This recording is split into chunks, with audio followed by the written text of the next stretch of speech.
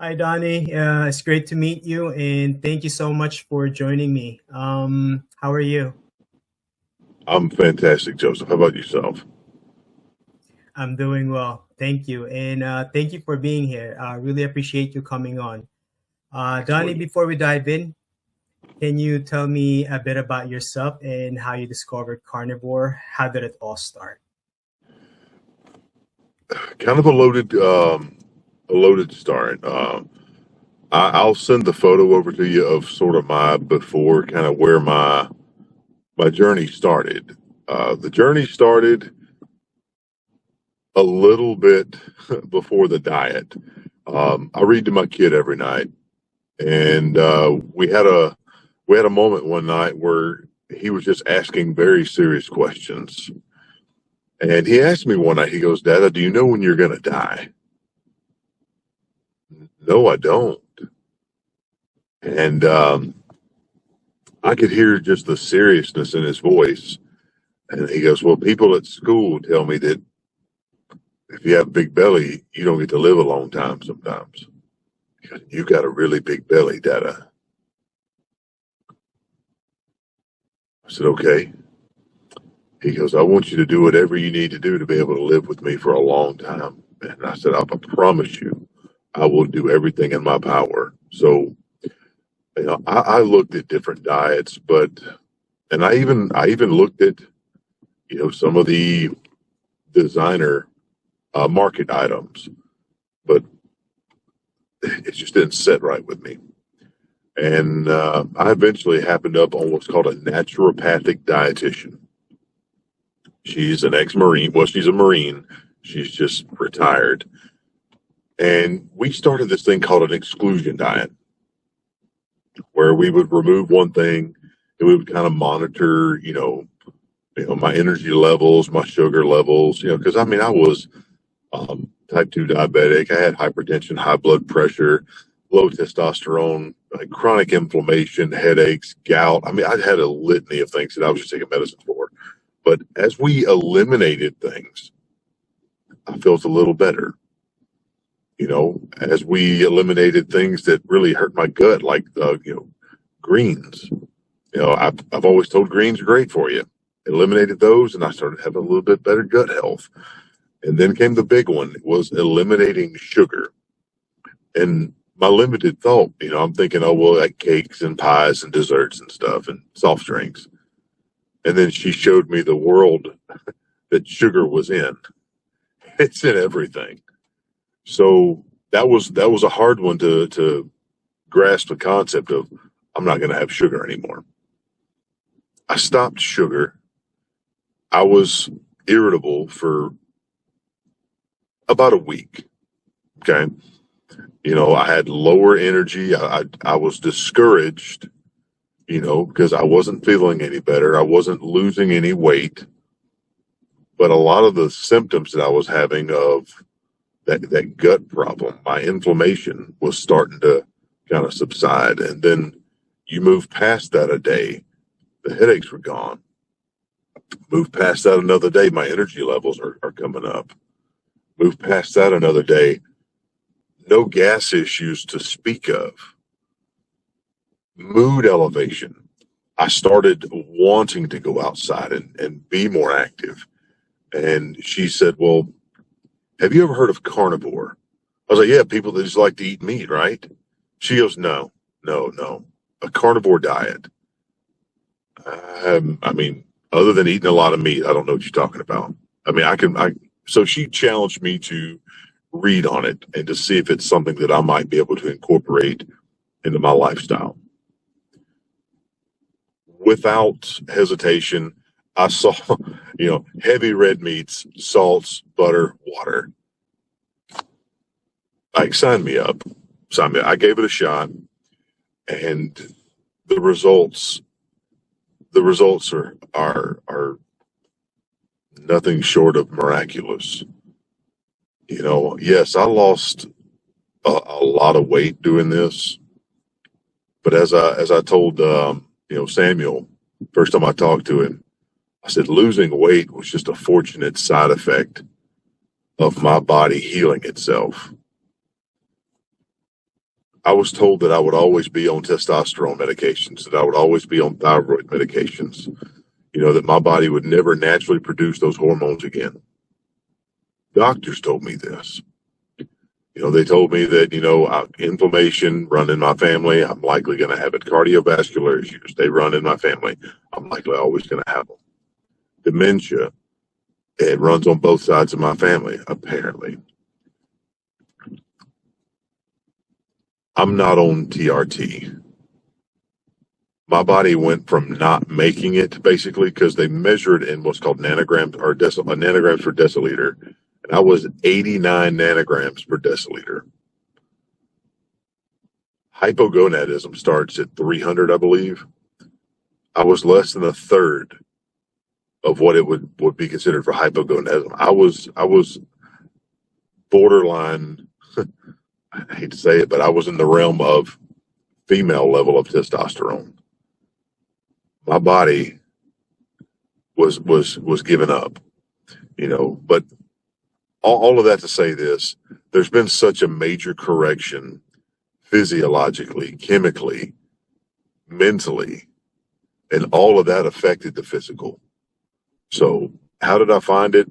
My kid kind of kicked me in the butt with a heartfelt question, and then a Marine continued to kick me in the butt until we found Carnivore, and I really studied, and I started, with Ken Berry, Dr. Baker, and then, started looking at Anthony Fauci and just the information that they brought.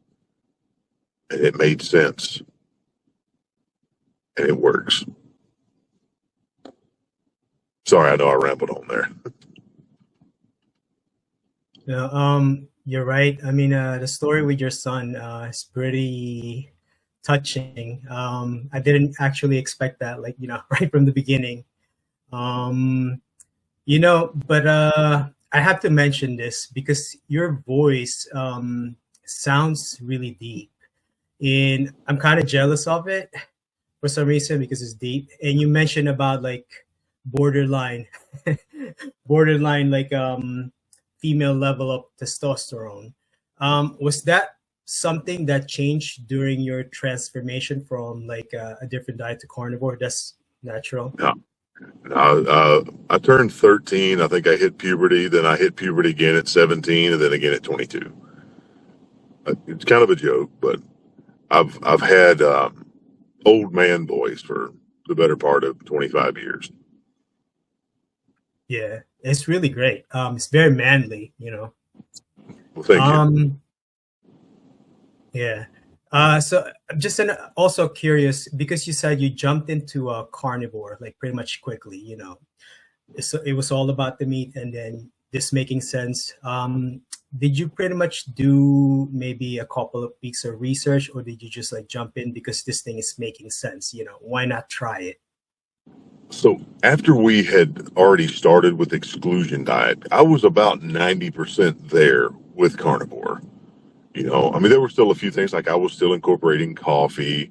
I was still having some cheeses. I was still having a little bit of honey, and as I start reading about these things, and I know that's kind of a touchy subject with some people in the carnivore / animal-based world, I saw them more as a detriment to my health, so going through the exclusion diet and then seeing that my step to carnivore was, just right here. It only made sense just to go ahead and give it a shot. What's the worst thing that's going to happen? Am I going to be overweight and be unhappy? I'm already there. I had nothing to lose, other than lots of weight, depression, and, 25 pills a day. I don't think it was actually 25, but it was in that neighborhood. 20 medications a day. So if I have that to lose, then let's go for it. But yeah, I hate to say this, but just watching Anthony Fauci's videos and just logic, he only spit facts. He only read facts. and he shows you the studies that back it up. All these repressed studies by, not going to name the names because I don't want you to have any sort of backlash, but there are larger entities that want this information suppressed because they don't make money when we're cured. Okay? They want to keep us on a subscription. It's not a prescription, it's a subscription. You have to pay for healthy symptoms every month. I don't want that. I want to be healthy. So just a couple of days worth of Fauci's videos, Baker's, and then reading some of the stuff that they've published. I was in, and it was not a hard jump for me. I'm a meat guy anyhow. The only thing I got to do is I just got to stop putting barbecue sauce on it, and that really wasn't that hard. Wow. Yeah. You did mention a lot of different health issues, because I wrote them down here. So you had pretty much type 2 diabetes, hypertension, high blood pressure, and all sorts of inflammation. And you're pretty much like on medication, different kinds. Yeah, it's just so much to mention. But what was your motivation, like before Carnivore, like just to get over, I would say, like general life, like I had health issues too, like before Carnivore. And to me, I feel like I'm just forcing, motivation, life in general. What was it like for you? Honestly, depression made every day a struggle. Every day. Just getting out of bed, I woke up pretty much out of spite of myself. I didn't want my life to end, but I didn't want to live life at the same time. And it was miserable.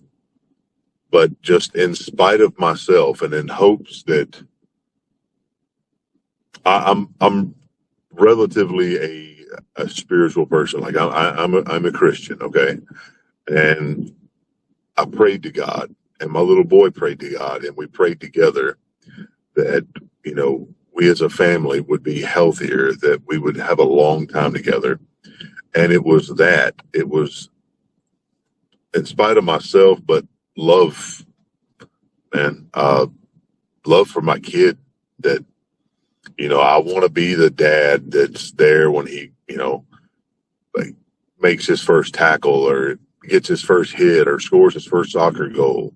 I want to be there for graduation. I want to be there for, like every life event that he's willing to share with me.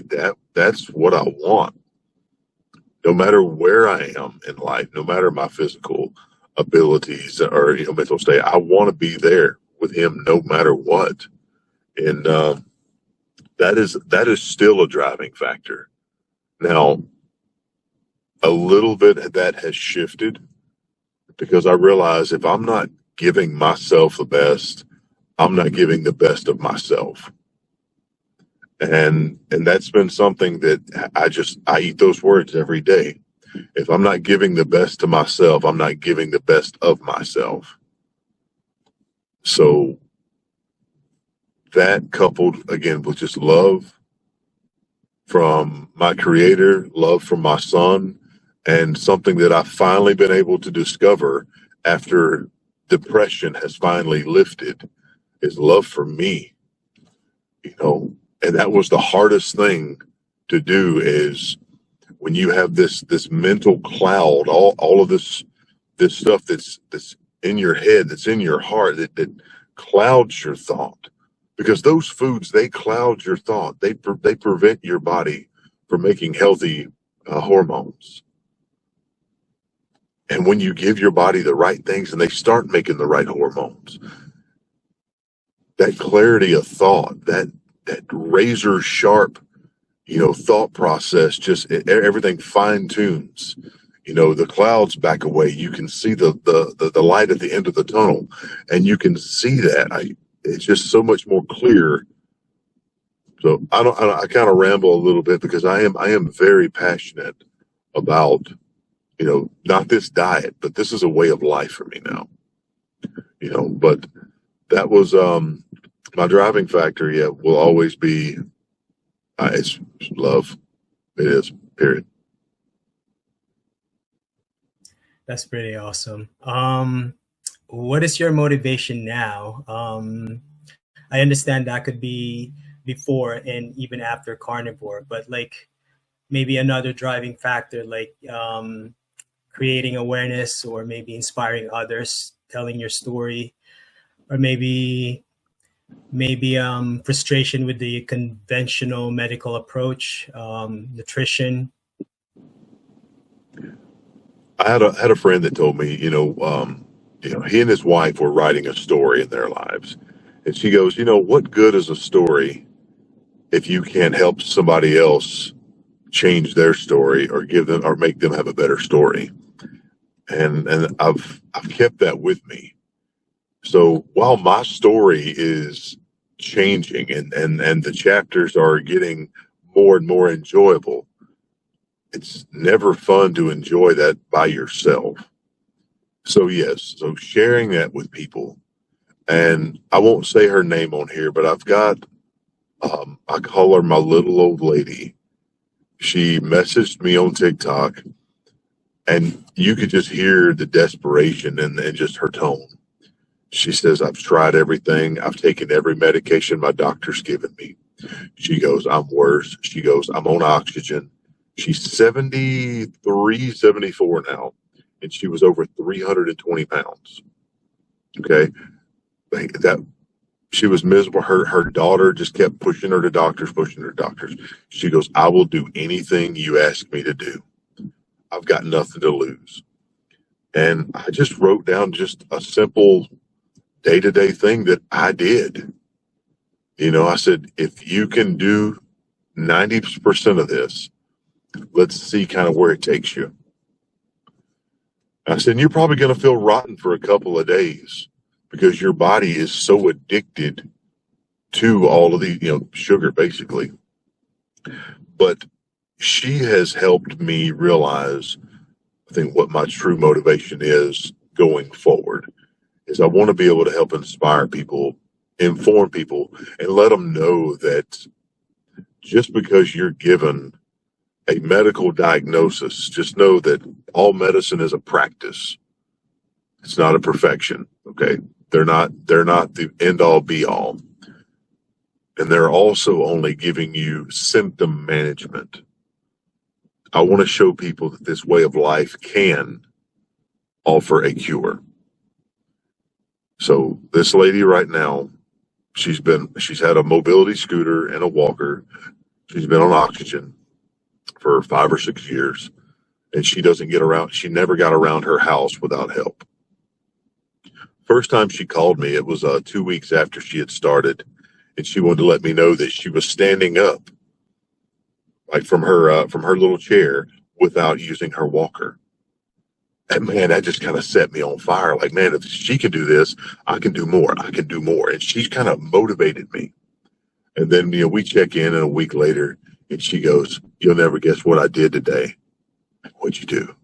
She goes, I walked to the end of the house and back twice.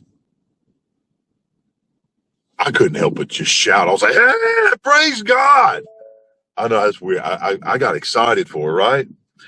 And every day she calls me and she's got something new that she's been able to achieve. And I think I told Coach Rial, a carnivore friend of mine on TikTok, I said, she called me and she goes, you'll never guess what I did today. I said, I probably won't. She goes, I've done 3 flights of stairs today. No help. And I left my oxygen at the house. Oh, that almost broke me because this lady was defeated.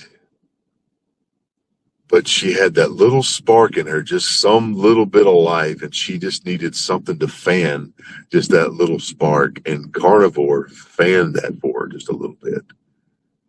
And this community just poured fuel onto it because she started, reading, the Fauci's, the Bakers,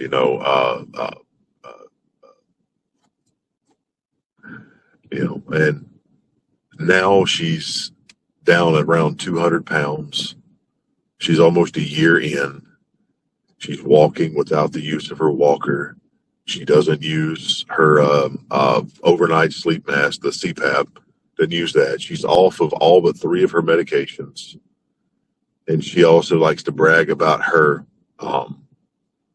ever improving honey. And she's so proud of her ever improving honey that it's lifted up so much that she started walking those stairs. So I am so proud of my little old lady. If you're watching this, sweetheart, I love you to death, and I want to thank you for motivating me.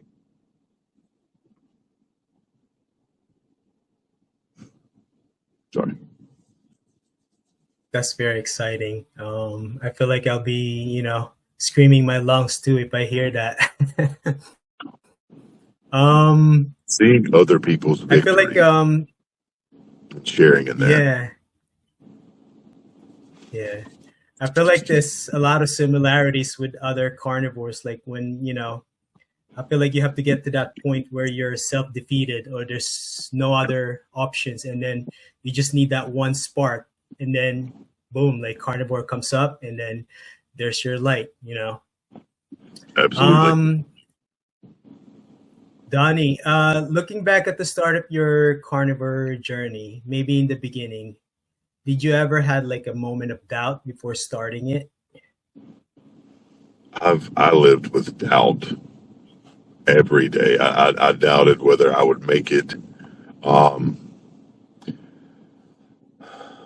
wouldn't say doubt, but when you have so many other diets that don't work, I guess you don't even really have expectations. You just say, well, I exist. I'm just going to exist. And if something changes, great. If not, it's going to be the same old, same old. And that's worse than feeling doubt. That's feeling nothing. Like I nothingness. And we are not designed to feel nothing. We are designed to be warriors and to be fighters. So once I had that little glimmer, that little flicker, that little spark, man, all doubt went away. All doubt, all nothingness went away. And it's just, I've been on fire for it. And I'm coming up on 3 years carnivore in September. It has drastically changed my outlook on everything. Everything. That's awesome. 3 years. Wow. I'm going to congratulate you in advance. Yeah, that's pretty awesome. I'm heading 2 years on May. Yeah, it's pretty cool. Fantastic. What about mistake? Did you have like a maybe mistake that you can share with our viewers? Maybe mistake you made during carnivore, and how did you learn from them? Y'all read the fine print. Read the ingredients. Read the ingredients. If you don't get anything else out of what he and I say today, read your ingredients. All right. Also, if you're going to go to a restaurant, don't play dumb. Ask questions. Pretend that whatever food that they could serve you may have an allergen that causes you to have the worst diarrhea of your life, okay? I went to a well-known wings place, and they advertise that their wings are cooked in beef tallow. So I go and I get their naked salted wings that are cooked in tallow. I ate a wing, and it tasted sort of rancid. Like something ain't quite right here. Let me try a different wing just to see if something's, just wrong with that one. And then I took a bite of this other one. And I swallowed it, but that same rancid aftertaste was there. And, I've never not finished my meals in my life, except for on carnivore. I got home just barely. I had demons talking in my stomach. It's the only way I can explain it. I felt sick to my stomach. I called this national chain for wings, and I said, y'all's website says you use beef tallow. Well, we primarily use beef tallow. Sometimes if we can't get beef tallow, we do substitute in some peanut oils. If you don't think that your body knows toxins when they're introduced, it definitely knows it. Because if you've been on carnivore and you're actually doing carnivore properly, gas, flatulence, it disappears. The jazz band goes away. I had full on Mardi Gras behind me. It was, the jazz band came back in full force. I knew something was wrong then. So yes, ask questions. I don't care where you go. I don't care how long you've known them. Ask questions. And also take your own butter. Do that. Just take your own butter. Tell them don't put butter on anything, because most of the time they're going to give you their margarine, hydrogenated oil with yellow dye crap. So take your own butter. Okay. But yeah, read everything. Don't assume anything. That's a very good advice. I'll be keeping that as well. I barely go out now, so but whenever I go out, yeah, I'll pretty much follow what you just said. Um, Here's a fun question. What was your favorite food like before you went carnivore? So it's still my favorite food, steak. Always. It's always been steak. Just a beautiful 1 3/4 to 2 inch thick ribeye, prime grade, just good fat cap on it. It's always been my favorite food. So when I was learning more about carnivore and learning, oh, I get to have more ribeyes, I was okay with that. Very okay with that. How about you? I I have a lot. I mean, I like pasta. I like fried foods, fried chicken. Anything fried. Basically, I like street foods.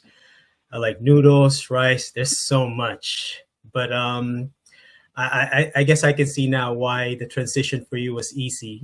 Because your favorite food back then, before carnivore, was steak, and then now just like jumping onto like this hits home. um, I mean, I am from the South, so yeah, everything deep fried, obviously. So yes, I mean, I grew up eating the fried chicken, fried fish, but steak was just always that thing that whenever you heard that you were getting steak, you just heard the angels singing. I was like, it's going to be a great day if I'm getting steak. So um, what does a typical day of week of eating for you look like now? Do you keep it pretty much consistent, or do you switch things up? Maybe you can walk me through what you usually. I try to be as consistent as possible. Your body thrives on consistency and scheduling, and it's as much for programming here, because what this believes, this achieves or follows. So I try to eat inside of an 8 to 10 hour window every day, no matter what. Every other week, I'll do a 36 to 48 hour fast, just for me. If I don't feel like I'm making the progress that I should be making, I'll go in and I'll do a 1.5 to 2 day fast, and they're not hard. Once you get past the first 12 hours, it's easy. It is absolutely easy. But also it's that mindset of I have control over what goes in my body. What goes in my body no longer has control over me. So that's been something big, is knowing that I control. I don't have emotions toward food. I don't. I mean, unless I'm getting excited about a ribeye steak. That's about it. But I know that it's fuel and it's delicious. So I win both ways. I don't know if that answers the question outright or not, but I ramble a bit. Pretty much you did. Yeah. Um, have you ever done like something maybe unconventional within the carnivore framework? You know, there is part of the carnivore community where they eat, where they're raw primal eaters. There's people who just do the lion diet, maybe like also people who eat raw meat. Have you ever done something like that? So, you remember I mentioned earlier that I was diagnosed with low testosterone? Well, I live near a very heavily populated Hispanic community, and one of the older gentlemen told me that they have always eaten bull and sheep testicles, and that's always helped with vitality. And he said it feels like it keeps him young. Let's give it a shot. So I I ordered a bucket of calf testicles. I chopped them up, tried them, doing like saute, not my thing. Tried slicing them up like calf fries and doing that thing, not my thing. Finally, I found something where I made it work, and I was able to incorporate my beef trimmings, my liver, and calf testicles, grinding it up and making hamburgers out of them. And when you add a little bit of salt and cook it with butter, you don't taste it. So incorporating that into my diet, I told you I was at 89 nanograms per deciliter. And my doctor told me that testosterone doesn't come back once you're on TRT. I can show you all of my results and tell you that is an absolute false statement. So within 6 months of incorporating beef and lamb testicles into my diet, or goat testicles into my diet, I was already back at 700. Skip forward another 2 months, and I go do another blood panel. I'm at 1,300 nanograms per deciliter. Now, did I back off a little bit? Yes, because I went from essentially none to maybe not peak athlete levels, but there was a definite change in my attitude, and also a little bit of a swagger. Like, I was a little bit more aggressive. So I did come back down a little bit, and I've been hovering around 970 to 1,000, which seems to be where my body thrives. So yes, raw beef liver, I'll still eat that every other day. I cut it up in small cubes, freeze it, and I'll take it just like it's a multivitamin. Or I grind it up with some testicles and make hamburgers out of them. So it's an easier way to palate it. You don't get that weird rubbery texture, because if you've ever had them, they have a very distinct taste and texture. Inside the hamburger, you really don't even notice it. So, That's full ball pretty cool. burger. That's pretty cool and interesting at the same time. I feel like I've tried something like that when I go to where is this? Chinatown or something. They probably have a different way of cooking it before. Yeah. Donnie, what is the hardest thing about being carnivore for you? Like examples for me, right?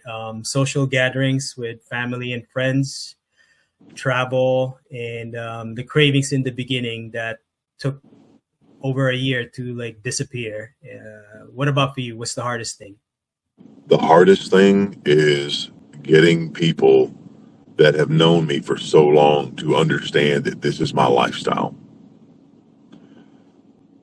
It's also hard to get through some people's head and way of thinking that they aren't my doctors. And the fact that none of them said a word to me while I was eating quarter pounders and McDoubles or whatever cheeseburger I could find. No one said a word to me. All of a sudden, when I switch to carnivore, you know that's unhealthy. You know that's going to cause heart issues. You know you're going to be constipated. You know you're going to have, blood pressure issues. You know you're going to have this. So that's been the hardest thing, is being my own proof and showing people the proof of my efforts, of this way of life. That's been the most difficult thing. Meal prep, easy. Foods, easy. Even going to parties. I'm the guy, I will show up with a bag full of hamburger patties, pre-made. While you're sitting down having your shrimp cocktail, I will be the guy eating out of a bag with a, half pound, beef liver ball burger, and like it's not a big thing. I'm that guy. Even going on flights, I'll take a bag of my cooked meats. I have no shame in opening up my little carry bag and pulling out 2 hamburger patties and just eating just the patties and being absolutely, happy with it, 100% satiated. And I love the strange looks for people like, why is this guy just eating hamburger patties? He's like a caveman. Maybe so. So I have no issue with that, though. But it's the community that is around you. That has been the most difficult part. The ones that have known you for so long, and the ones that know what's best for you. If you know what I mean. Yeah, definitely. I think we can all relate to that. Like, we've been eating so much junk food and no one says anything, but the moment you start eating fatty foods, then they start to question you. You can tell how much the brainwash like affected a whole generation, maybe even decades of it. Donny, if you had to describe carnivore, the impact of it in your life, what one word would you describe it, and tell me why? Power. And I don't just mean physical power. I mean power of yourself, power of your mind, power of your spirit. And it just grows. Like it doesn't just, blossom one day and just become stagnant. Like, this is something that's helped me with, again, not just my physical shrinking, but mental growth, spiritual growth, emotional growth.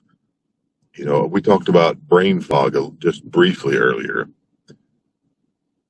When the brain fog lifted, I became thirsty for learning things. It was almost insatiable. I wanted to learn more. Like, why does this do this? Well, let me find a study. Let me find a study. Let me find a study. So knowledge is power, but the right knowledge is unstoppable. So this way of life is power. And again, not an overtaking someone, not making anybody lower than you. But when you have power, you can give power, and you can help people grow power and help those people give power. So this way of life is power. That's pretty awesome. You know, a lot of people like when they get introduced to diets, they tend to like believe it, not believe it, or maybe try it for like a week or maybe 2 weeks just to like, maybe because somebody's telling them, right? Knowing what you know now about the nutrition and the lifestyle, if you can give an advice to someone who maybe had a similar issue like you, and but they've seen the improvement you've had, right? Maybe a friend of yours, but extremely skeptical, gonna get a heart attack, completely oblivion, right? What would you tell them? So I would start off by saying, because I mean, most people, if they are a skeptic, they're gonna say, well, if I don't get results in the first couple of days, then it doesn't work. And I'll say, well, how long did it take you to attain the current condition you're in, whether it be heart disease, whether it be obesity? How long did it take you to attain that? And most of the time, you hear people say decades. I said, well, would it be a little short-sighted to ask something that you just started in the last couple of days to correct decades worth of wrong choices? That would be short-sighted, right? And most of the time I can get them agree to that. Most of the time I can. There are a few cases where people are just obstinate and they don't want to change. They want to be, it's that willful ignorance. But for the people that I guess would want to be a little more obstinate with it, look at your proof, not just with me. Like when your parents tell you something as a child, even though it's true, you don't really act on it until somebody outside of that immediate influence says something similar. So I would just encourage people to constantly seek the right information outside of their immediate circles, not just me. And could you tell me the second part of your question again? Yeah, so they're pretty much skeptical, and they are very skeptical because they think they're gonna get a heart attack. They're oblivious, and Good. but they're willing to give it a try. But it's just the skeptical part.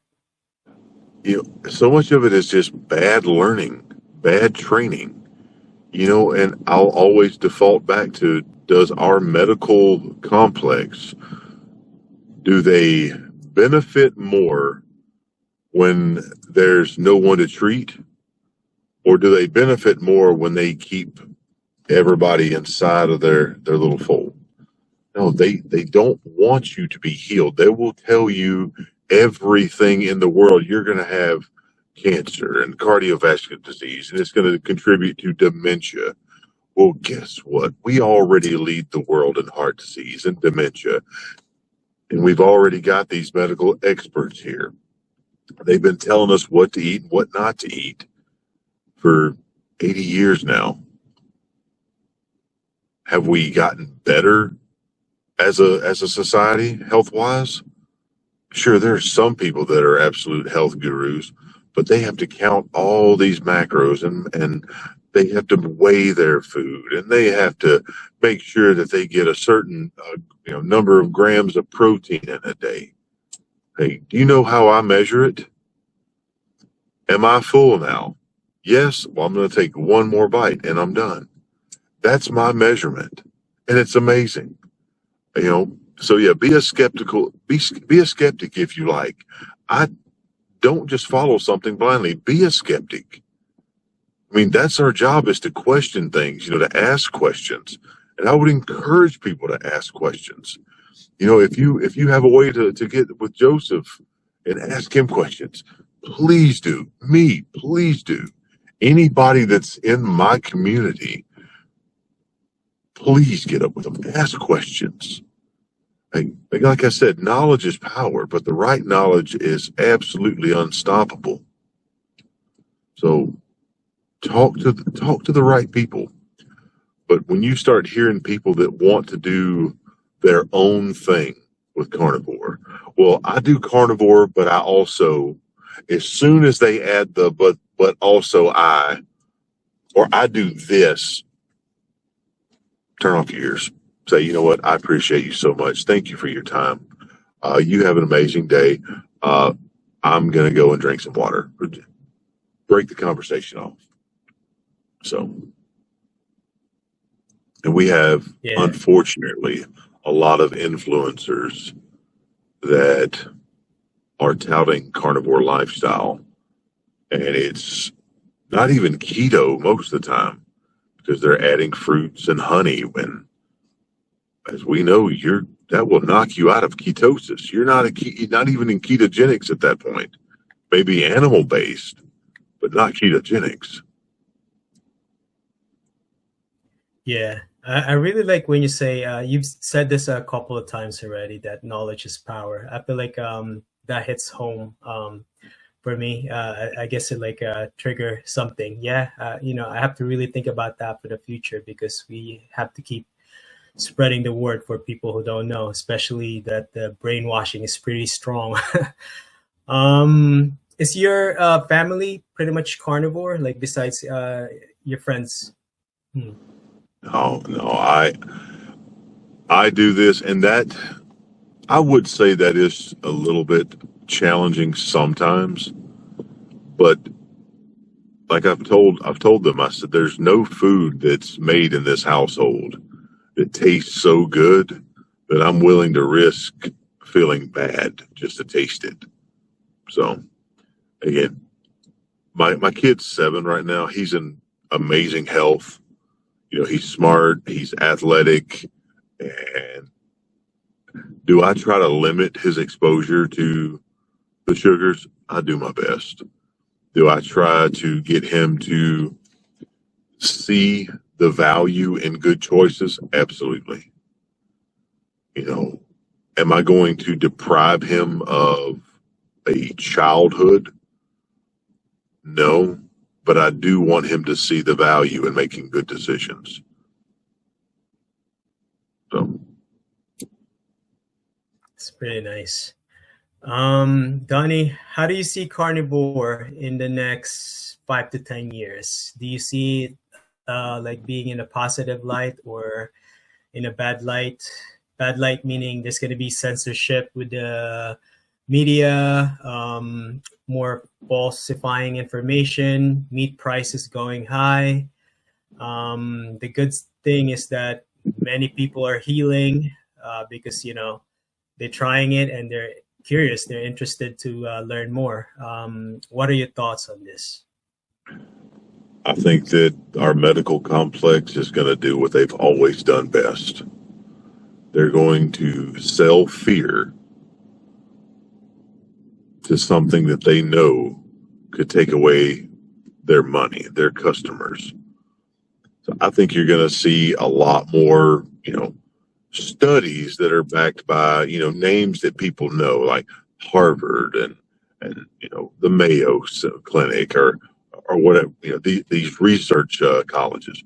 You're going to start seeing studies that just pop up, and they're going to have a very, very limited scope, but 85% of the people that did this particular thing in the study reported to have these particular markers.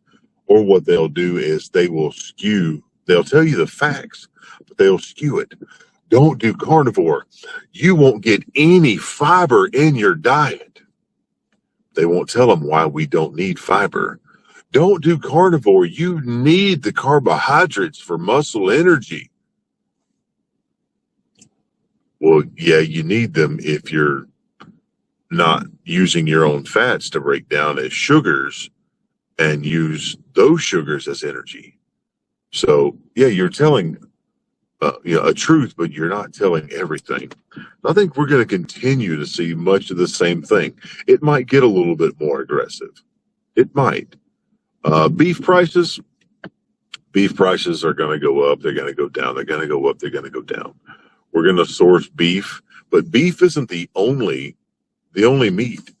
I try to stick to ruminant animals for the most part, just because I believe they offer just a little bit more nutrition because they redigest their food a couple more times than we do. So I think if beef prices go up, then we can move over to bison, lamb, llama. There are other animals that are ruminant. You don't have to eat ruminant. You don't have to be lion's diet unless you have allergies to, or aversions to these other meats. So you're going to have some scare tactics, though. That's always going to happen. And it's never going to be from, the pharmaceutical company itself.